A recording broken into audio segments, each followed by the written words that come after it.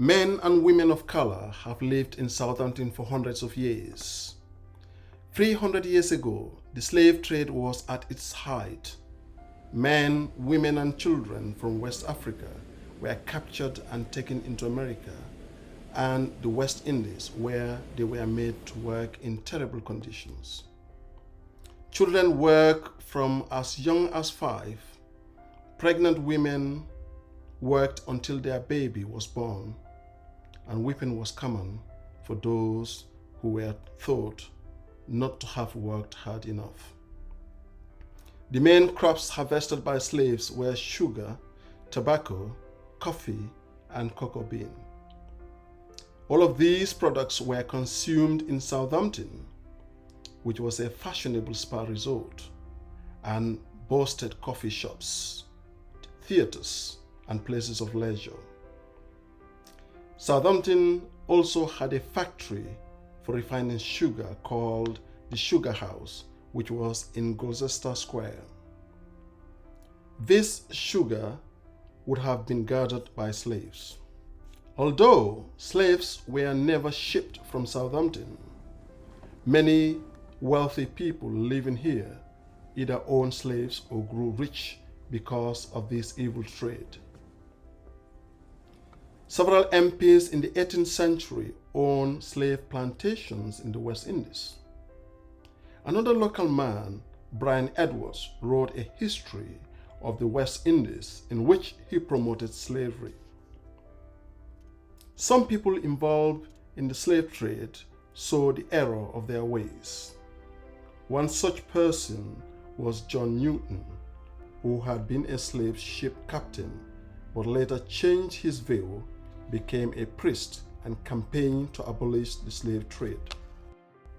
This incredible oil painting from about 1800 is probably the first to show black people in Southampton. It is also unusual for the time because it was painted by a female artist, Maria Spilsbury.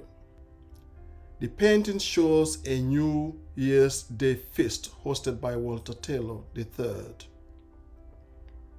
Walter Taylor was an inventor and engineer who had built ships, rigging equipment for the Royal Navy, and who owned a watermill at South Stoneham, where Woodmill is now. Walter Taylor was a member of the Above-Bar Congregational Church and believed in treating his workers fairly, and was known for looking after them well. One of his friends was John Newton, who some think may be the figure seated in the picture. This feast was in honor of Walter Taylor's 100 employees and their families. We know from baptismal records that the black man was called Anthony de Sous, and that the little boy was his son, also called Anthony. Anthony worked as Walter's servant, paid for the work he did. A few years after his artwork was painted, the slave trade was abolished, but slavery was still allowed. In 1828, over 1,300 people from Southampton signed a petition calling for the end of slavery. And in 1834, a law commenced which banned slavery in most of the British Empire.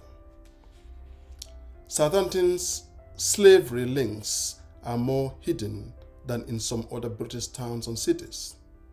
But by scratching the surface, we can see that it left its own mark on the town.